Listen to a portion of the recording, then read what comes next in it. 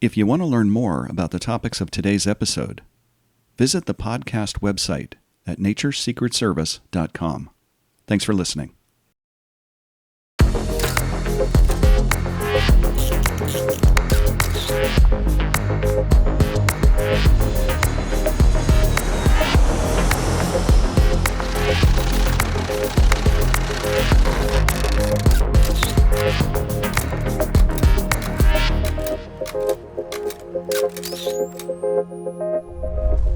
Okay, people, listen up. Here we go. This is Nature's Secret Service, the podcast that puts you in the room with the men and women of wildlife law enforcement. I'm Ed Newcomer, your host, and today we have Bryan Christy with us. Bryan is an author, a journalist, and a filmmaker. He's written a fictional espionage thriller entitled In the Company of Killers, but he's also the author of a nonfiction book called The Lizard King, which takes a really fascinating deep dive into reptile trafficking in the United States. He founded National Geographic's first investigations unit that looked into wildlife crime, and he's a National Geographic Society Rolex Explorer of the Year. Bryan Christy, thanks for being on the show. Welcome to Nature's Secret Service. Thanks for having me. You and I have known each other for a few years, and I have to say I'm very jealous of your National Geographic Society Explorer of the Year. I've always wanted to be an Nat Geo Explorer, but I don't know how to do it. Yeah. I mean, really, you can do, you don't have to do anything. You just go out and, follow your passion. And I'm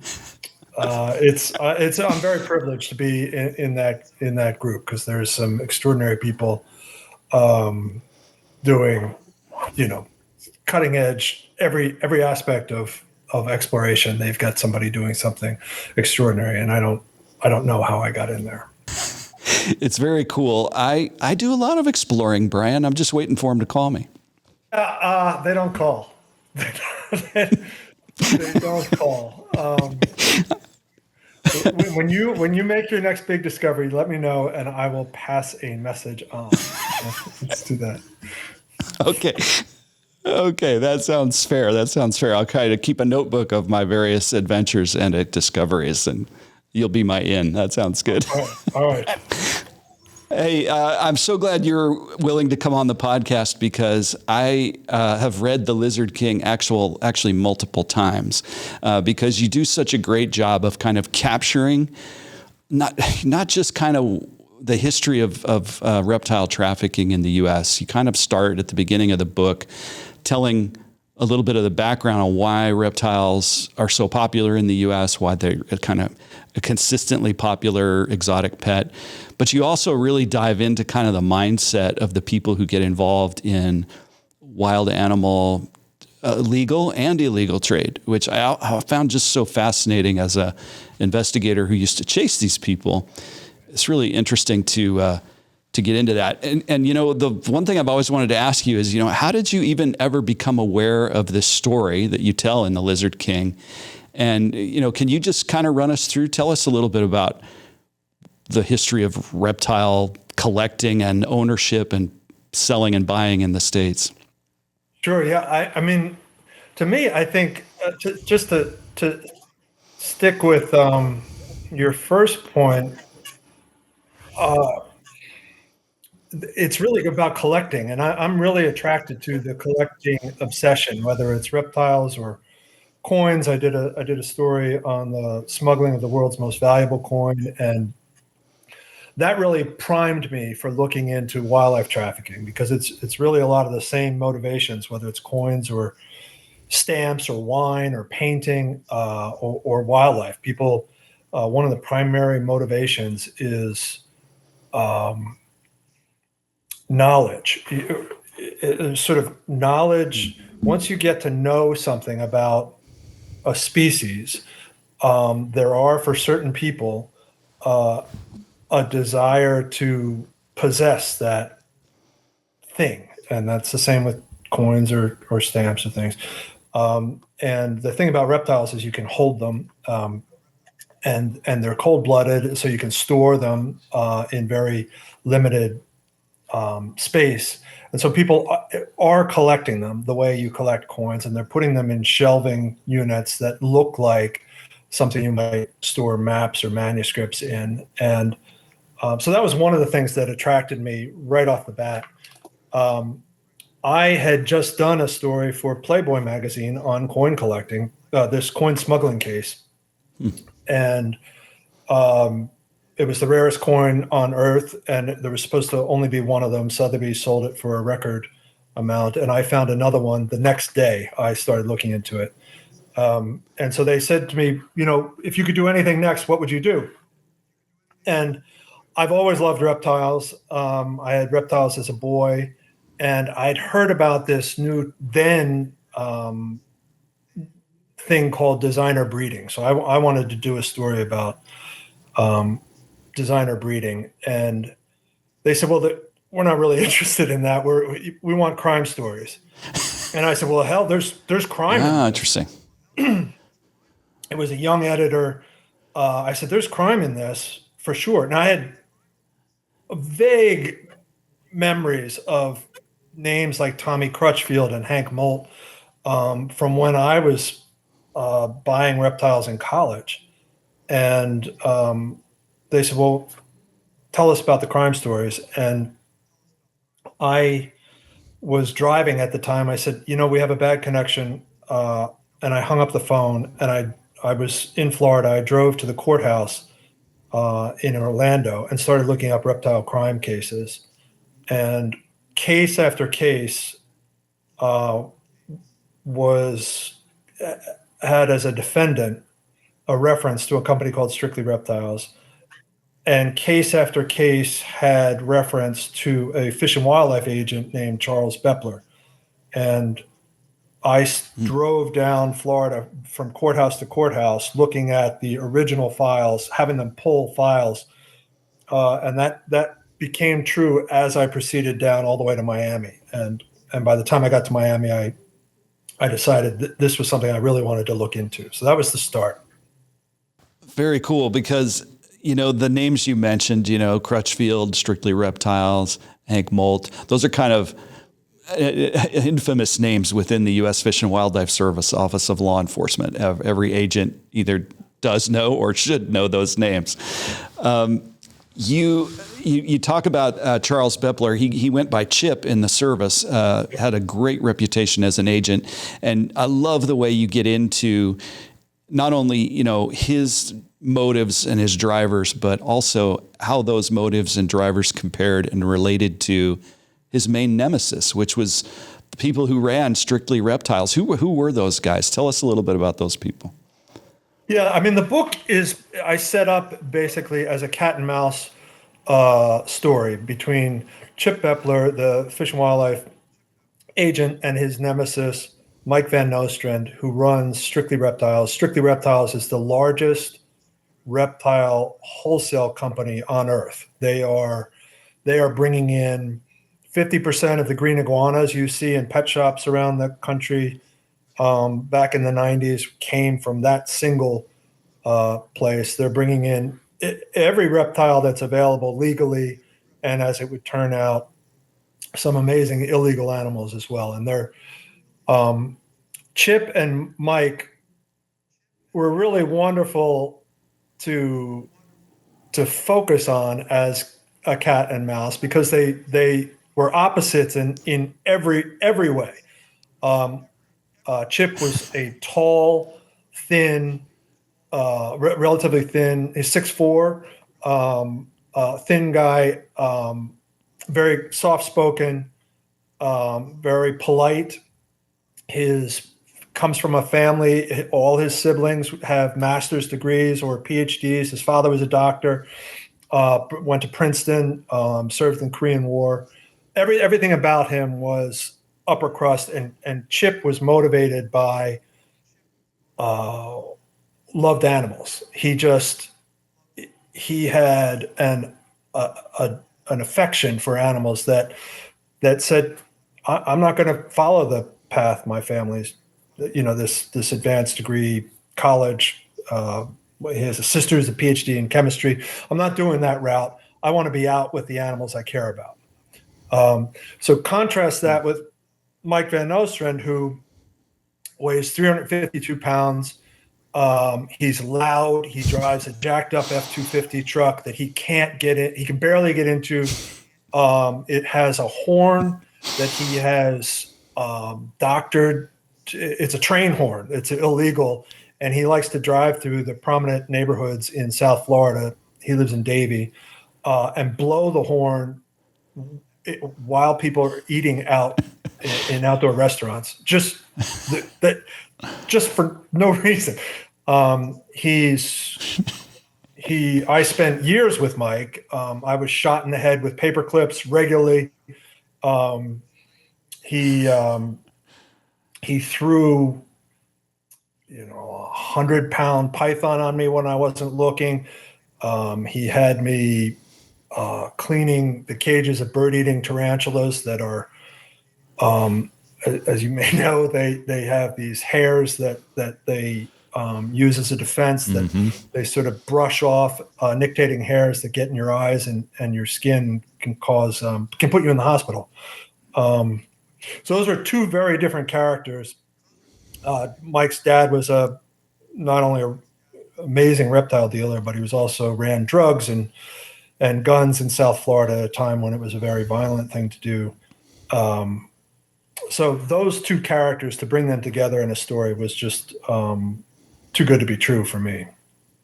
Yeah, it was tailor-made. They're definitely tailor-made. Tell us about, give us a sense of the scope of Mike Van Nostrand and Strictly Reptiles business. Not only their legal business, but the illegal business too. Why was Chip Bepler interested in Strictly Reptiles? So Chip started out with Fish and Wildlife as an inspector, and then moved to Office of Law Enforcement, working out of JFK. And he, in New York, was making wildlife cases, case after case, putting them together. And then his boss, Sam Labrandy, said, Chip, I really appreciate your effort and your industry and things, but we're not going to be able to prosecute any of these people. And Chip was, what do you mean? And our cases go to major crimes at the prosecutor's office, and they're prosecuting Gotti right now. So you've got this Pine Barrens tree frog case you want to bring, or this barn owl case you want to bring. I'm not going to call them up. I can't. And Chip said, well, screw it. I'm calling them. And he did on a barn owl case. And Sam told me the story, Chip held the phone away from his head. The prosecutor was yelling at him so violently that, how are you kidding me that you want to bring an owl case when we've got Gotti we're going after. So, but what Chip saw in Sam moved him to reptiles because a lot of reptiles were coming through JFK. And what Chip saw was a lot of these reptiles were destined for this company in South Florida called Strictly Reptiles. And that kind of put a bee in his bonnet for what's going on with Strictly. And as you know very well, reptiles, is a very above board business. There's very honest keepers and pet shops and breeders and things all around the world.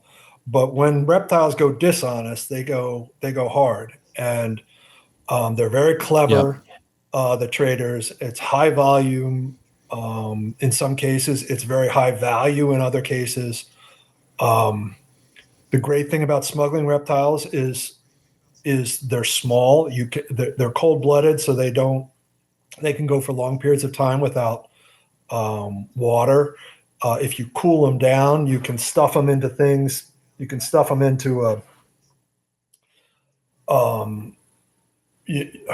you can stuff poison arrow frogs into a matchbox, and they do. And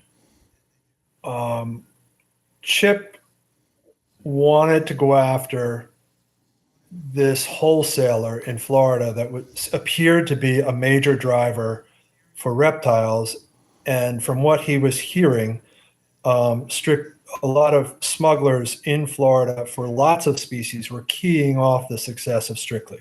Like if Strictly's getting away with this on reptiles, so I can do it for birds. Strictly's getting away with it on reptiles, so I can do it for primates. And that was happening down there. Right. So he and his wife, Robin Bepler was a wildlife inspector. They moved to South Florida in large part motivated by Chip's desire to go after this guy's Strictly Reptiles. And it turns out they bought a rancher, small house, kind of down the street from Strictly Reptiles in Hollywood. And for Chip to get to the office in Miami, he had to drive past Mike's warehouse. And Mike's warehouse is a former Frito-Lay warehouse. So it's got multiple loading docks. It's surrounded in barbed wire, in chain link fence, topped with barbed wire. There are cameras. It's basically half a city block devoted to moving legal and moving reptiles and some exotic mammals and stuff. So Chip had to drive past. It was very much sheepdog and coyote to me. And when I went down there the first time, so I'm reading all these case files, and I decide I'm going to go to Strictly and see what it's like. And Strictly's on Sterling Road in Hollywood, and it's not quite a highway, but it moves very quickly, and there's no way to slow down to get a look into the parking lot. And so I had to keep making these drive-by passes that were the same passes Chip drove to work, but I had to keep going back and forth just to kind of put together a picture of what the parking lot looked like, let alone what it looked like inside. Would have been a hard place to do surveillance. That's really where I'm going. I was like, I forget what's across the street, but I wanted to kind of set up. This was my first or kind of my second big investigation. It was my first real, like, freewheeling. I'm going to do it. My uncle, my godfather was one of the pioneer FBI undercovers, and he was mentoring me at this point, kind of giving me advice and things. And I wanted to do that kind of setup and watch, and there was no time for that. So I did what he later told me was the stupidest. He used a lot of profanity but my first time confronting the Van Nostrands, I have a problem that I look like a cop to people, particularly if I'm asking questions as a journalist, and they're criminal. And so I came up with this plan that I went to Subway, which was just down the street, and bought a sandwich with everything on it. Just, what do you want? I want lettuce, tomato, mayonnaise, oil and vinegar, everything. And I drove to Strictly, and then I drove into the parking lot, and a bunch of the employees were standing on the loading dock. And I got out of my truck and dumped the sandwich down my shirt as I was taking a bite of it.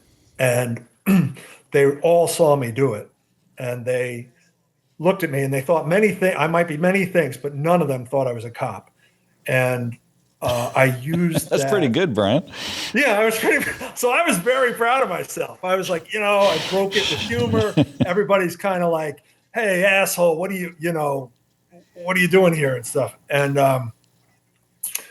so I told my uncle this after the fact, and he said, you did what?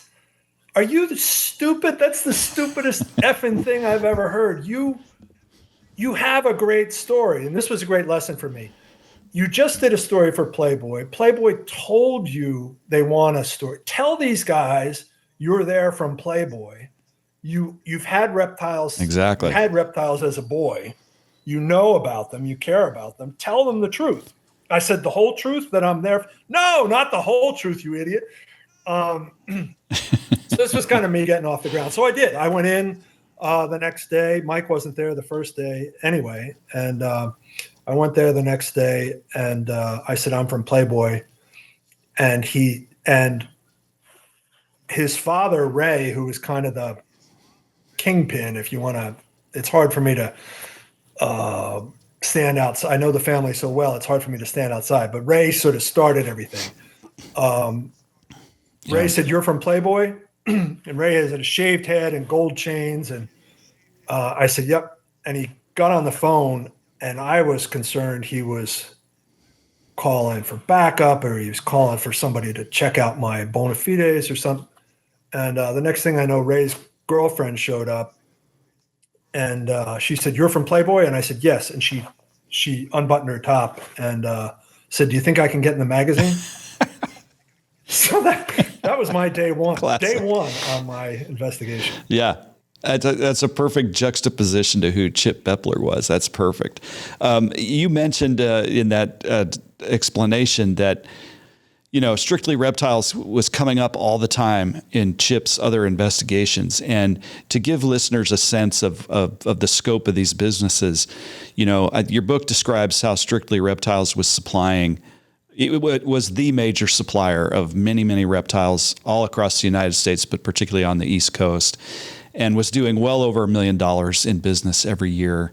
And the warehouse you described really triggers memories for me of all of the warehouses near Los Angeles International Airport that primarily deal with fish, but they're huge. I mean, these are many tens of thousands of square feet warehouses filled with row upon row of interconnected aquariums that do nothing but 24 hours a day, 365 days a year, process live animals for the pet trade. And those big warehouses for reptile and the reptile importers and exporters, they're exactly the same. It's a huge business, and the Van Nostrands and Strictly were neck deep in it and making a lot of money. Oh, yeah. I mean, they made, I don't know how many millions they were making a year at their peak, but getting ahead of the story, when Mike's first year working with his dad, after his dad got out of prison, they made $1 million. So they were really the gorilla on the block. LA Reptiles was their major competitor, and I don't know how the country sort of split up in terms of what species went where, but the only competitor they had during these years was LA Reptiles.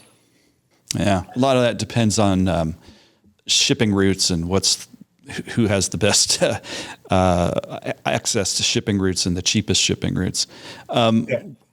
So tell us about what was the first time Chip encountered Mike Van Nostrand? How did that come about? That Chip started an investigation. What was their first encounter like? Chip,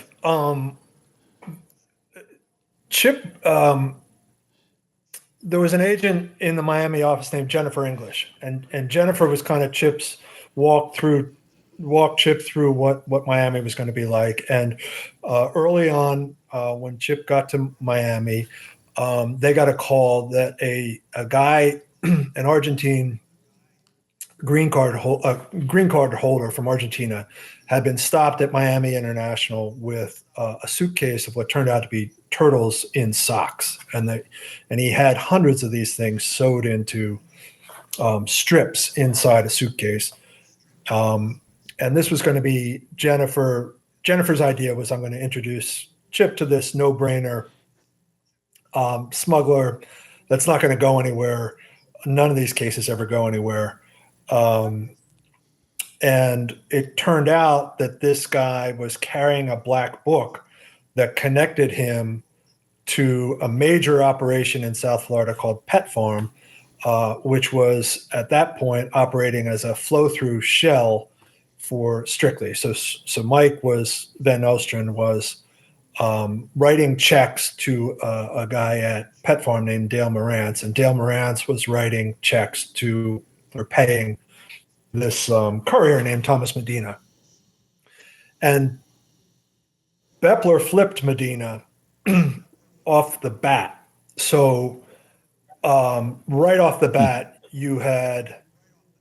he turned a nothing case into a lead on the biggest operator in the world, reptiles wise. And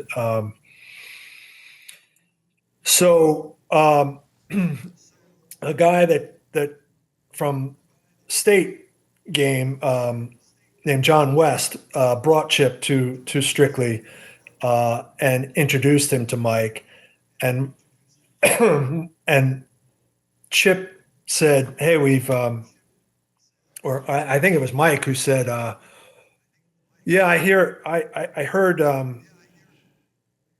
one of my customers or suppliers you recently arrested." And I was really surprised, Mike said, because I thought all his stuff was captive bred. And Chip said, "Now, why would you say that out of the blue?" Well, Right. I mean, I can hear Mike backpedaling with this kind of Mike. You cannot stump Mike for an answer. He whether he's right or wrong in what he says, he will have an answer immediately. And he says, I owe him money for this last shipment. He's probably going to need a lawyer, and he probably wants to get paid. So he reached out to me, and he says, as Bepler's leaving, am I under investigation? Because I think you have to tell me if I am. And Bepler said, "You're not Yeah, under formal classic. investigation, but I can't tell you I won't be back."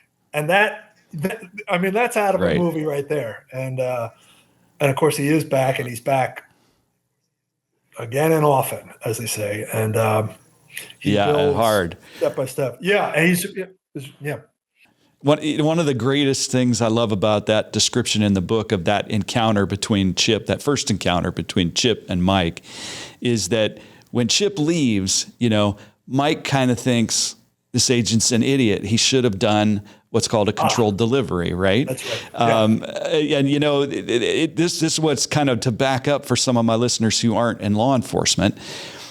It's pretty common that you catch what we call a mule at the airport or somewhere else crossing a land border.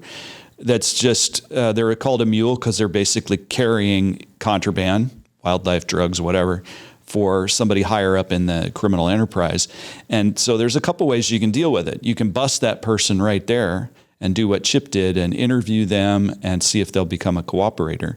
Or you can, if you do it right, you can let them go, and they actually never know that you know that they're smuggling wildlife. And then you do a surveillance on that person and see where they go next. And wherever they deliver the product, then you do a search warrant. That's called a controlled delivery. But the thing I love about this is both techniques are totally legit. And you described how Chip successfully flipped Medina, turned him into a cooperator. But when Chip left that meeting with Van Nostrand, Mike's thinking, this Chip's an idiot because he didn't do a controlled delivery on my place, right? Little did he know that Chip had a plan. He did have a plan, and he also had, and if you're not in law enforcement, you might miss this, and I'm only really realizing it as we're talking about it. By coincidence, America's Most Wanted, that TV show, was at the airport. They were doing a project on bird smuggling with Jennifer English. So Jennifer brought them to the airport to film. This is why I could tell the story so accurately and in such detail. There were cameras on Medina. So it now occurs to me that Chip might have been concerned that a controlled delivery wouldn't have worked if it aired on not knowing when it might air on television. Then if you're trying to break up a controlled delivery downstream, that could blow that. So he had a couple of things he had to think about in that first intro. Yeah. It really speaks to, though, to Chip's personality and character, because he was known kind of throughout the service as a person who was able to, I won't say make friends with the people he was investigating. That's the wrong word, but he was able to somehow identify with them and often build some sort of rapport with them.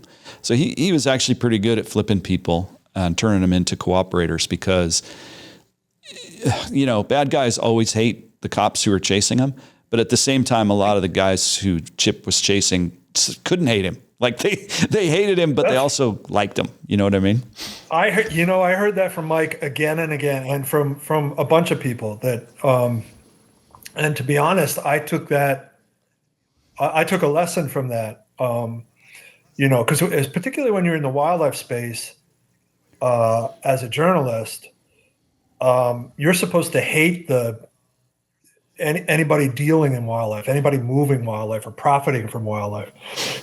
And I've taken a lot of heat, or some heat, over the years from people who think in black and white and want to treat people in black and white.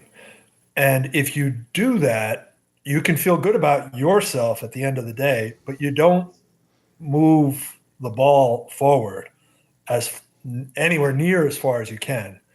And that was a lesson I learned from people talking about Chip, and I integrated into my own approach. And my uncle, the FBI undercover, was also very adamant about not being judgmental, and he compares undercover to a first date. You do. You do what she wants to do. You like what she wants to like. This is kind of an exaggerated thing, and he might use more graphic language. But it's that kind of dance to an objective that particularly in the wildlife space is not enough people understand. Well, it's an interesting point, because there's another element to it that I think a lot of law enforcement officers have this philosophy, and if they don't, they should. I got really great advice before I became a federal agent. I was a prosecutor for a while, and I got really great advice from then Attorney General of the state of Washington, Christine Gregoire. She used to tell all of the prosecutors in the AG's office never to forget that you still work for the people you're prosecuting. Like, as a public servant, you work for the people you're actually chasing. And so with that comes certain responsibilities, like protecting their constitutional rights, treating them with dignity. Yes, they are your foe in terms of trying to enforce the law, but they're not your enemy. They are, you are a law enforcer. Yeah, you're a law enforcer attempting to bring consequences to people who need it. And these people, they're still individuals who have rights and need to be treated decently. So I had a similar experience with Chip. A lot of people that I investigated for years, later arrested, who, they didn't like me, but yet they would still wave at me when they saw me in court. They would wave and smile because I treated them decently, Yeah, it's an interesting phenomenon. Yeah. At Nat Geo, I would get people, editors would say, how could you possibly know that? Why did he tell you this? I'm talking about other smuggling stories I worked on. And my answer in general was because he liked me, because I listened and spent the time. And most of the time when I would get an assignment, they would say, "What do you need?" And my number one answer would be time. It's not so much about money. It's not so much about expenses or that kind of thing. It just give me time, and that's, as an undercover and as an investigator, that's kind of to build that sort of rapport and get past your own, in my case, some of your own prejudices takes time too. It's the same. It's the same whether it's an undercover or an overt investigation, because that in an overt investigation, if you can't build rapport with the people you're going out and interviewing, they're not going to give you any information. Yeah. So yeah, it's kind of inherent in the, you know what, we'll just say inherent in the investigator world, whether it's an investigative journalist or an investigator in a law enforcement setting. Yeah. There's certain behaviors that garner better results. And back to how Chip was handling this, one of the things I find so interesting among criminals, bad guys, is that here Chip visits Mike Van Nostrand with a state officer in uniform. Mike definitely knows now that one of his couriers has been busted, right? He's got to know that he might think Chip's a dummy, but he's not a complete dummy. And right. Chip's going to continue to investigate. And yet Mike and Strictly Reptile continue to engage in illegal activity. After that first meeting, like, what were some of the things Strictly Reptile and Mike were involved in? What kind of illegal reptile business were they doing?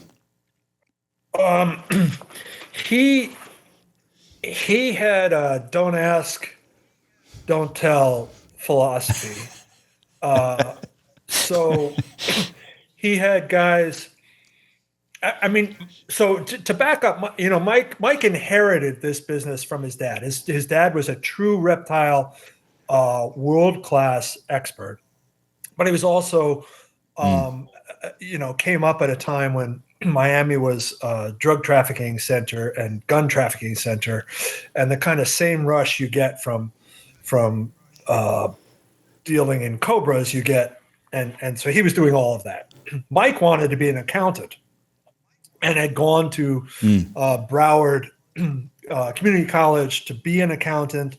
He hated the drug dealer types that showed up at the family's house, and his dad gets arrested in a major case called Operation Cobra that involves Mario Tabrawi, which is a big name in the DEA and Fish and Wildlife world, of course. And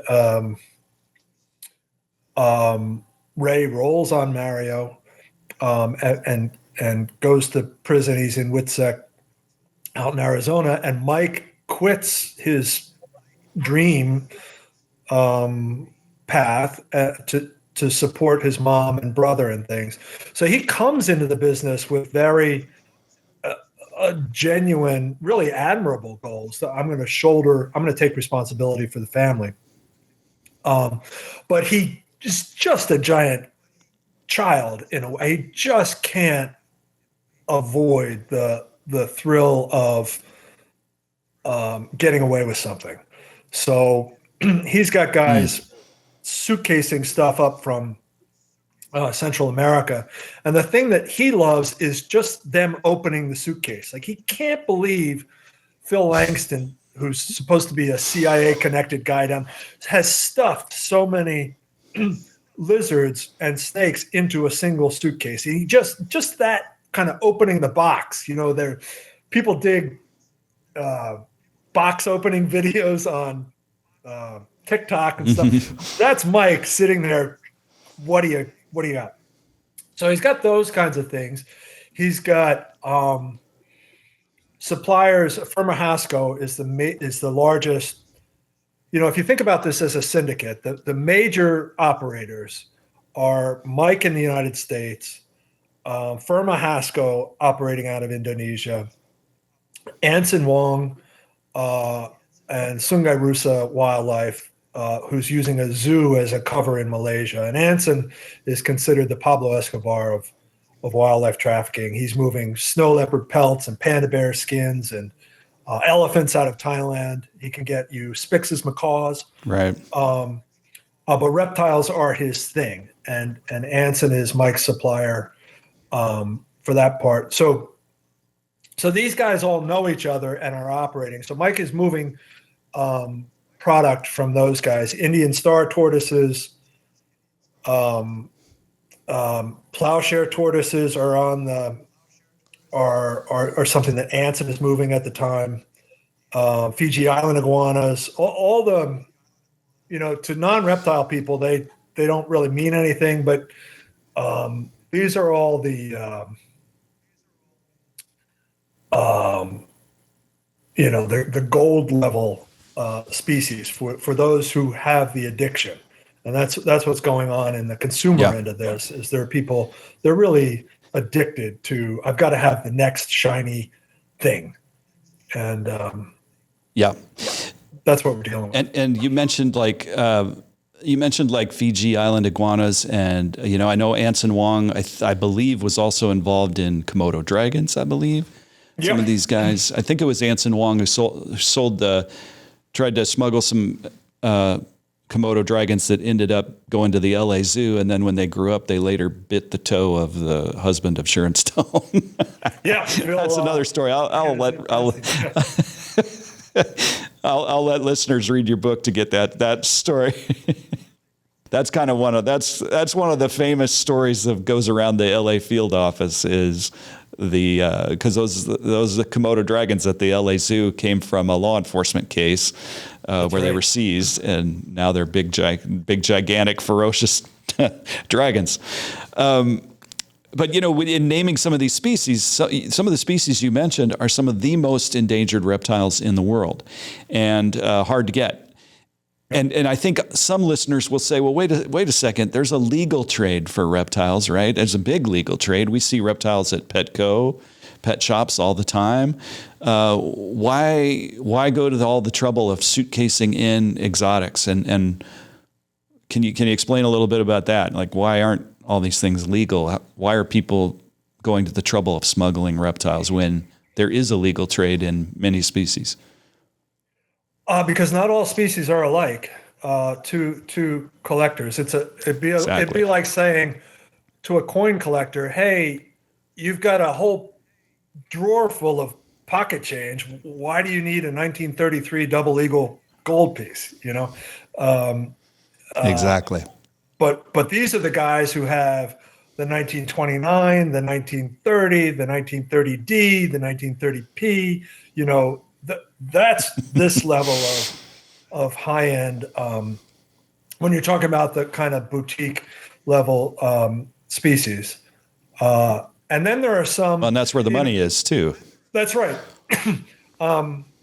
But there's also the making, making a species illegal to trade gives a monopoly to the people who are willing to break the law and trade in that species. So the animal might not be rare, but because the country prohibits its exportation, it's hard to get, and only lawbreakers can get it for you. And that can cut. I mean, it's not always the law that is kind of right. For example, you can walk into PetSmart. You mentioned PetSmart. You can walk into PetSmart today, and you'll see bearded dragons.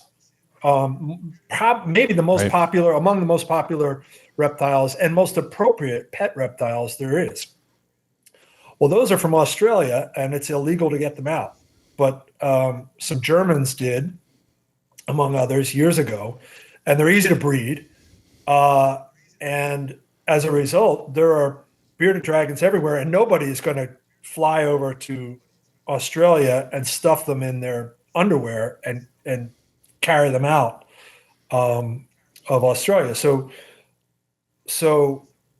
But the original guys, the reason they're out there is because they were illegal to trade in, and so guys were willing to take the risk for the money to get those original ones out. That's an interesting point you make, because I think generally speaking, we don't walk around thinking about it, but a lot of these species that are common in the pet trade now and completely legal were once, if you go far enough down their lineage, probably the originals were smuggled out of somewhere illegally. It happens. Yeah, and that is a goal of a lot of these smugglers they want to get like a Fiji Island iguana, which is very endangered. They want to get it to the States and they want to breed it. And once they can breed it, then they can start to create this gray area where they're basically hiding an illegal animal and claiming it was captive raised. And in many instances, CITES has exceptions for captive raised animals. And that was one of the next question I was going to ask you is, did Strictly and Mike Van Nostrand, did they know the CITES rules and did they take advantage of loopholes like that? Oh yeah, absolutely. I mean, Mike in particular was very adept at, really, when I say, I'm always underscoring that Mike's not a reptile guy. He's really a business Right. guy that reptiles just happen to be the commodities moving. But for him, it's all about the paperwork. He is moving. So when Bepler would come in and say, I'm taking those tortoises, they're illegal. Mike would physically say, no, you're not taking them, and go ahead and try. And there was a physical tug of war at one point. And Mike was resolute in his position because he knew he had paid off the appropriate Indian official to doctor the paperwork so that the paperwork was legitimate. And Mike believed if the paperwork is legitimate, I win. So people are always talking about CITES paperwork being doctored and captive bred, which is a loophole. If you've bred it in captivity, you can often trade in species that are otherwise illegal to move. But Mike really took it to another level where it was all about. It didn't matter if he bribed somebody to do that paperwork. If the paperwork had the right signature and the right boxes checked, he really did believe he was right legally. It's funny because in some ways he's not wrong, because it takes a very, very good investigator to uncover the basis for that fraud. It's not easy because you often have to get information from foreign countries. I worked on many cases like that where people doctored paperwork, and it becomes a totally different case and requires a whole different level of professional investigative skills. So in some ways, Mike wasn't wrong. He was much more likely to get away with it if the paperwork just looked right. Yeah, and there's a lot of these. UAE was a country that they were moving some things through. West Africa was the level of corruption in these countries. So institutionalized, you almost can't call it corruption. On an ivory story, I was working with some wildlife officers in East Africa, and they were explaining to me how we were talking about corruption. And he said, well, my family has this many people in it, and I'm expected, because I have a good government job, I am expected to deliver a certain amount of money to my family members, and quite distant from my perspective, family members. And so from the perspective of my family, if I'm not stealing, I'm doing something wrong. And he told it in third person terms. He said, if they're not stealing, they're doing something wrong. But then at the end, he said, even me. And, it's easy to say, oh, you shouldn't do that. But then you ask, what's your monthly salary? And it is, the salary that wildlife officers get in some of these countries, it's just dollars a month. It's so bad. And these guys are, one elephant tusk can carry these guys for months. And that was the same in the Philippines. I had a guy that was willing to work with me in the Philippines on a project, but his government salary didn't allow him ink for his fax machine. So he couldn't. He wanted to share with me something, and he couldn't. So I sent him cartridges of ink. And that was the only ink his office had. And that sort of thing is something people,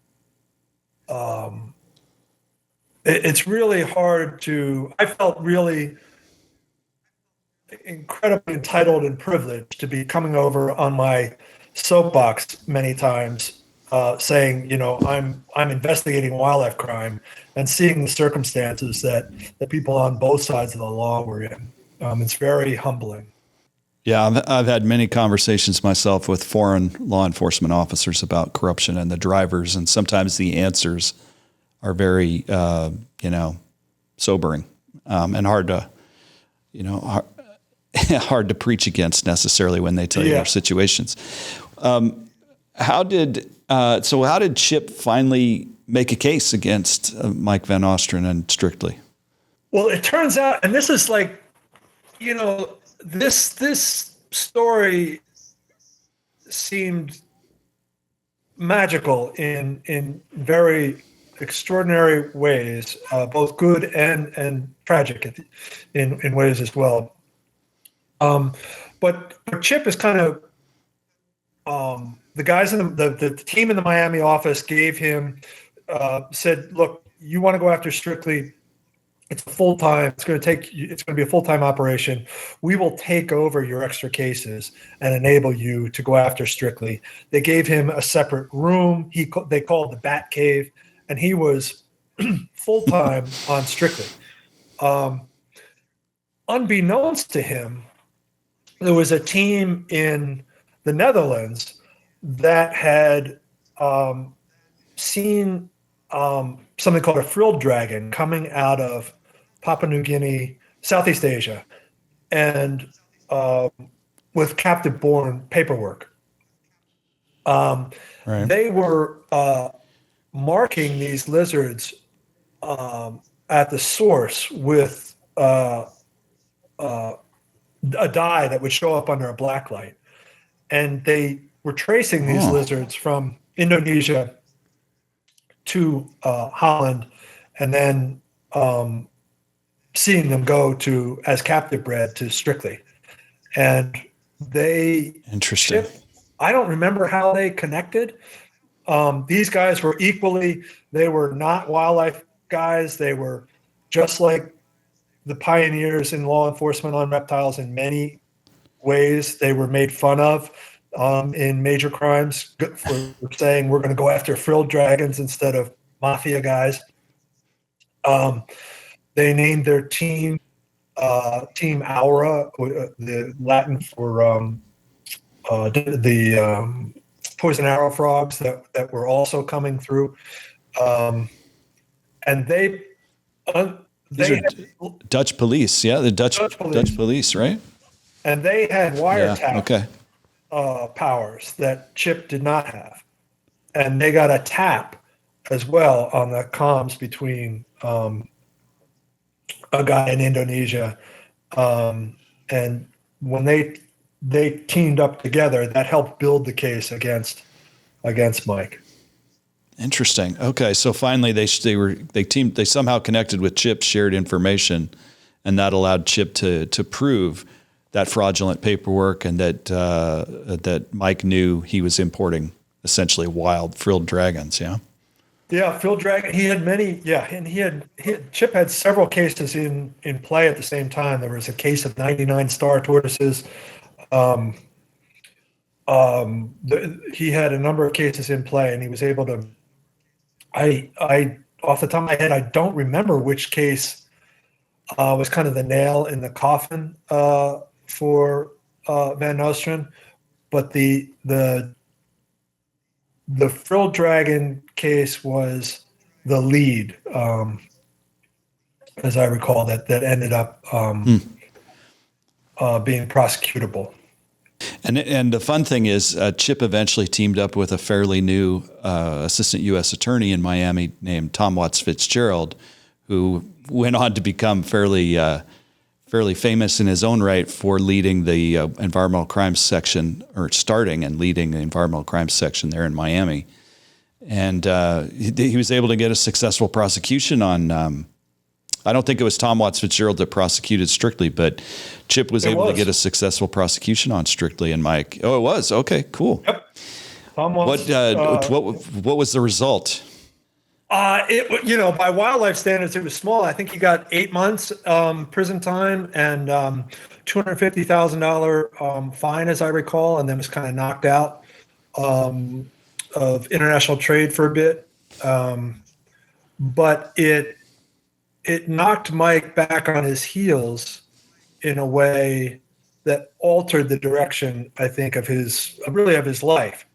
And I say that with some caveats that we might want to get to. And it also sent shockwaves through the reptile world that Strictly had fallen. And when Strictly fell, I believe that had a chilling effect across the reptile world and beyond into the bird world in South Florida. South Florida is a melting pot for wildlife crime of all species. And of course, at the same time, you have Operation Chameleon going down with George Morrison and Ken McLeod, Sam Hola, and that is an operation targeting Anson Wong, who is Mike's major Asian supplier. So those two things wrapped at around the same time in the late 90s. And Anson was a much bigger. Anson gets 5 years. That was a major case, and Mike rolls on Anson, which is quite significant. And that helped his sentence, no doubt. Yeah, that right. And Chip, because that would have helped his sentence because of the rapport Chip built with Mike that Mike would, think that he could do that in a responsible way. You mentioned there are three pretty famous agents: Special Agent George Morrison, Special Agent Ken McLeod, and Special Agent Sam Mahola. Those three agents were part of Special Operations Unit, which was part of the U.S. Fish and Wildlife Service, and they did take down Anson Wong, which was an amazing coup. And the timing of it, I think your point is well taken. The timing of that with Strictly was kind of a blow to some of these kind of cowboys who had the Wild West of reptile smuggling for a while there. Yeah, I mean, just in the same way Operation Renegade, right, took out the bird world in the early 90s. This was reptiles in the late 90s were the trafficked, high dollar, high crime, violence was a part of the trade. It was the major wildlife case for that generation. You mentioned some caveats, and let's talk about, I think sometimes when we talk about these penalties, some of our listeners or my listeners are like, what? He only got 8 months, one of the worst wildlife traffickers in the country, and they only got 8 months. Tell us about some of those caveats you mentioned, you hinted at, and what do you think about sentences like this in terms of overall deterrence? Yeah, so I do think it had a major chilling effect. The caveat I have in mind is, Mike said to me, without Chip's interdiction, he never would have stopped smuggling. Just like, collectors kind of move from the next rarer thing to be a dealer and moving in more and more rarer and rarer, higher and higher dollar, you're getting into more dangerous territory. So I don't know where Mike's life would have gone if he had not had the brakes put on at a time when he had a young family and was forced to kind of reckon with the fact that he had fallen into similar shoes to the shoes he tried to avoid that had been his father's. The sentence itself is, yeah, it was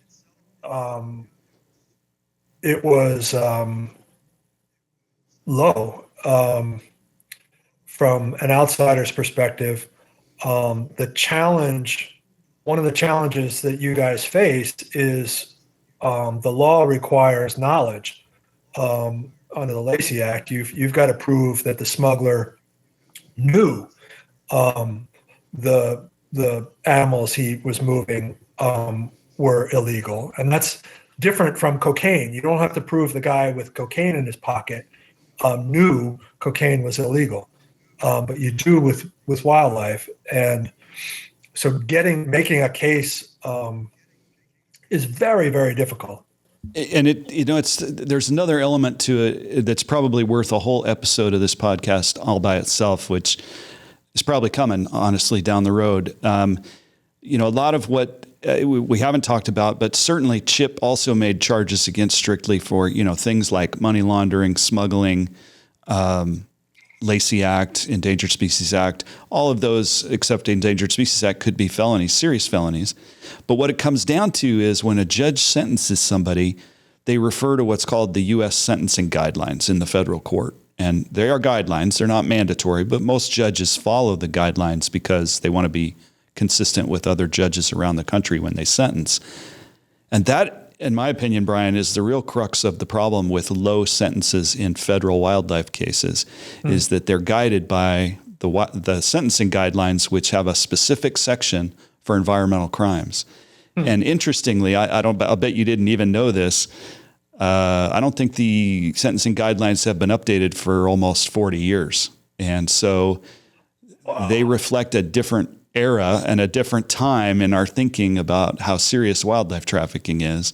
And many of the most serious wildlife trafficking offenses, when you look at them in the sentencing guidelines, some of them come out with the same recommended sentences you would get for vandalizing a outhouse in a national park. So that's fascinating. How's that for yeah, that's something we're going to talk about in more detail on this podcast, because really what needs to happen is the Judicial Commission needs to go back and look at the sentencing guidelines for environmental crimes and change them. They need to be updated. That's a great idea. In addition to, there's lots of things CITES could do too to close loopholes and whatnot. There's no avoiding the sad ending to this part of this story, and that is that shortly after this case went down and Chip was kind of looking for his next case, he was diagnosed with a brain tumor, and about 2 years later, he passed away. But that's a tragic story. It was a huge loss for the service to lose Chip. But I think one of the most poignant parts of The Lizard King is the chapter where you describe Chip's funeral. And there was an unexpected guest at that funeral. Who was that? It's Mike Van Nostrand.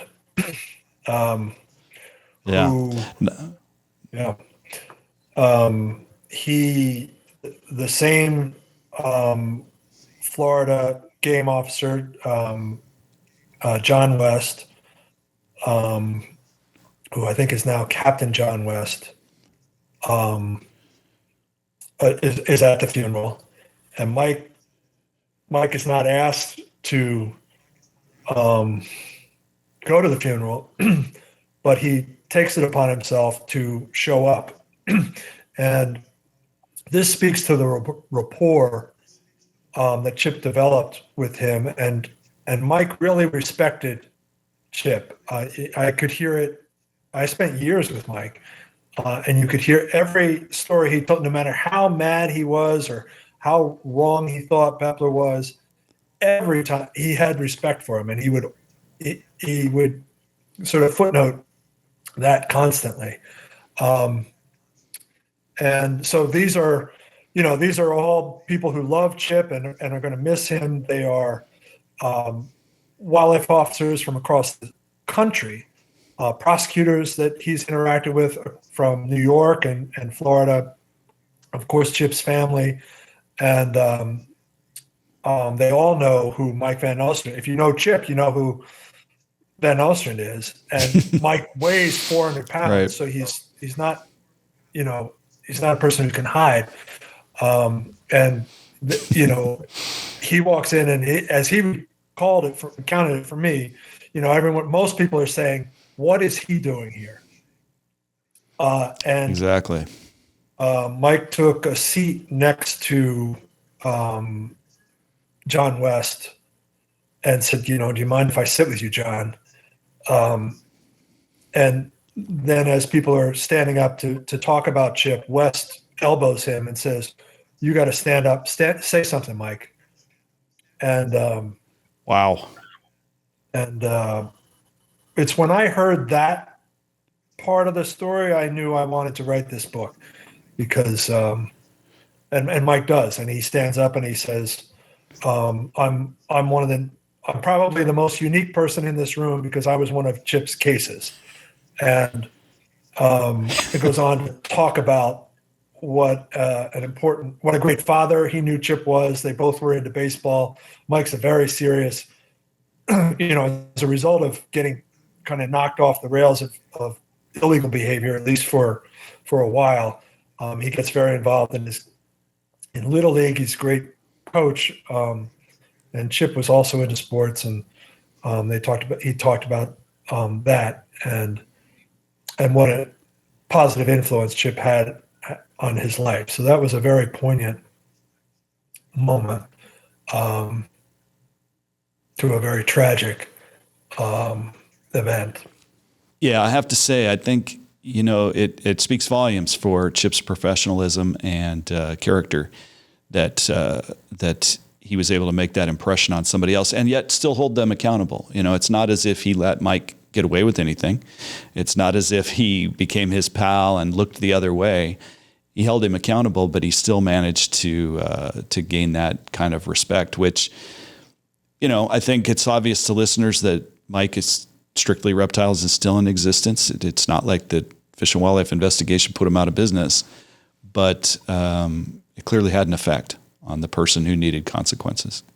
I wanted to close the book on a positive note, but there was something in the back of my mind that said, you don't want to vouch for Mike in this story because you don't know what the future is going to hold. And it turns out that just a few years ago, Mike is prosecuted again by Tom Watts Fitzgerald, the same prosecutor that got him with Chip, for smuggling Florida turtles to China and Japan is the allegation. And he is convicted, sentenced again to several months in prison, and I think the fine was $150,000. But he's also barred from the business entirely for a number of years. And so that is the modern update on his story. That's interesting because, my colleague and I, Aaron Dean, we used to talk a lot about how, to some extent, we'll see some of these guys again. And there's not necessarily anything wrong with that because we can't control for that. All we can do is enforce the law as it's written, and we let the courts and the process take their course. And some of these people will be back again, and they will need more consequences. And if those jail times go longer and the fines get higher, the more they reoffend. So, Bryan, thank you so much for being on the show. I appreciate it. Everybody go out and get The Lizard King. It's a great book, an easy read, fun read, and you'll learn a lot. Take care. Nature's Secret Service is written and produced by me, Ed Newcomer, and is co-produced by the DHTV team here at California State University, Dominguez Hills. Follow us on social media and connect with us online at naturesecretservice.com.